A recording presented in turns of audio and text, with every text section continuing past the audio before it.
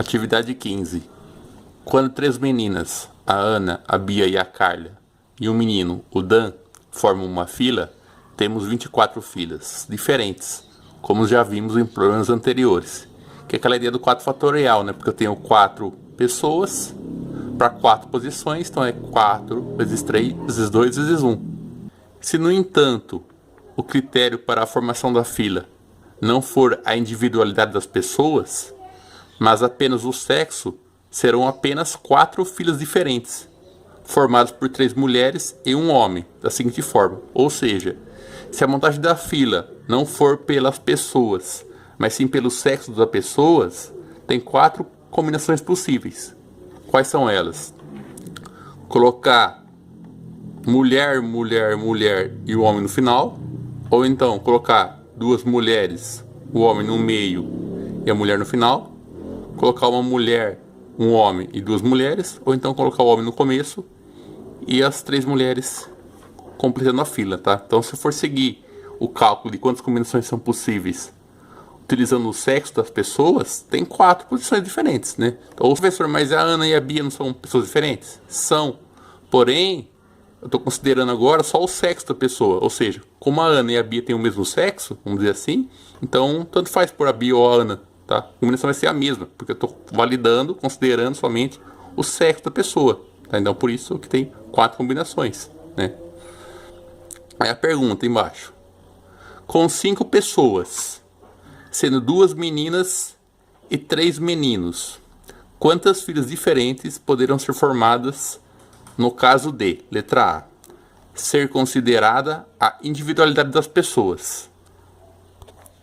Então vamos lá. Eu tenho 5 pessoas. Dessas 5 pessoas, 3 são meninos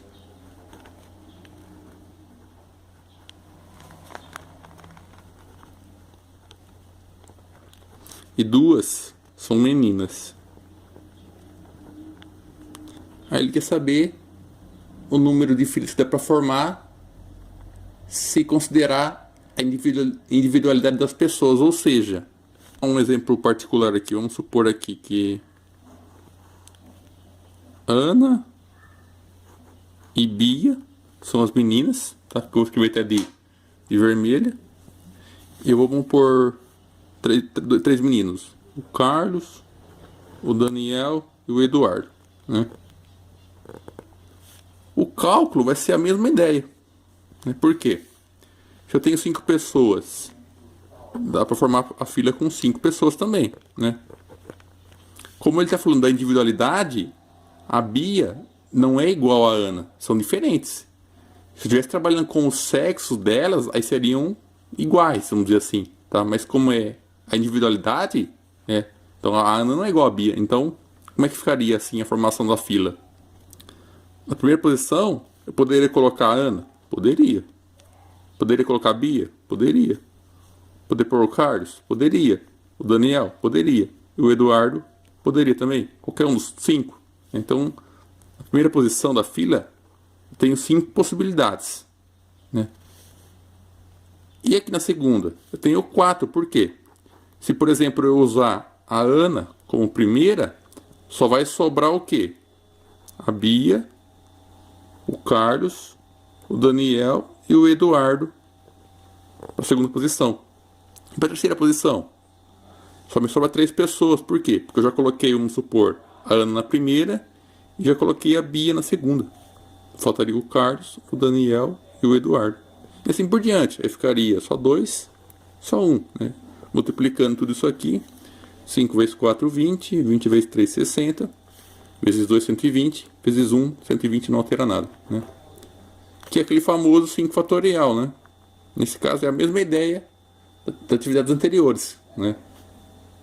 5 pessoas para 5 posições, 5 fatorial resolve. Ou então trabalha com o método do tracinho, tá? Põe os tracinhos e vai encaixando quantas pessoas pode pôr em cada posição. Se eu usei 5, no outro eu posso usar 4, posso usar 3, posso usar 2, eu posso usar 1, tá?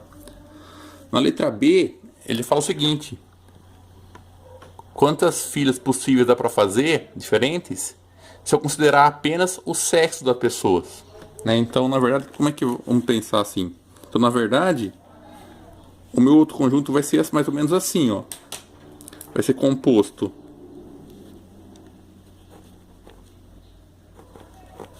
por duas mulheres e três homens.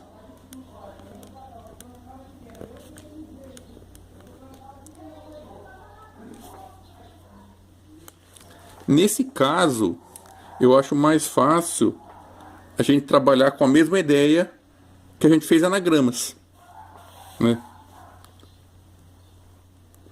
No anagrama, a gente não contava as letras e depois descontava as repetidas. Basicamente vai ser a mesma coisa. Eu teria uma palavra composta por 5 letras, então seria o 5 fatorial, que é esse mesmo 5 fatorial aqui das posições, né? E aí eu ia dividir pelo número de repetições de letras, né? Só que no caso aqui eu vou dividir pelo número de repetições de pessoas. Por exemplo, essa mulher não tem o mesmo sexo dessa outra mulher? Ou seja, esse M não é igual a esse M? Então, é a mesma ideia das letras. Quando tinha dois M's repetidos, eu não dividia por 2. Mesma coisa aqui, ó. Eu não tenho 3 H's repetidos, 3 O's repetidos. Então, eu divido por 3 fatorial. Tá? É a mesma ideia dos anagramas, né? Quando a gente calculava anagrama, a gente não contava o total de letras, aí via se tinha repetição ou não. Se tinha repetição, eu contava as repetições e dividia. É a mesma ideia. Imagine que isso aqui fosse um anagrama fosse uma palavra com 5 letras. Se eu perguntasse quantos anagramas dá para formar, eu não ia contar o número de letras, que seria 5. Não ia ver o que tem repetido e descontar. Bom, eu tenho 2 M's, então eu desconto 2. Eu tenho 3 H's, eu desconto 3. Tá? Então é um jeito mais fácil de vocês calcularem aí. É só resolver, né? 5 fatorial é 5 vezes 4 vezes 3 vezes 2 vezes 1, dividido. 2 fatorial é 2 vezes 1.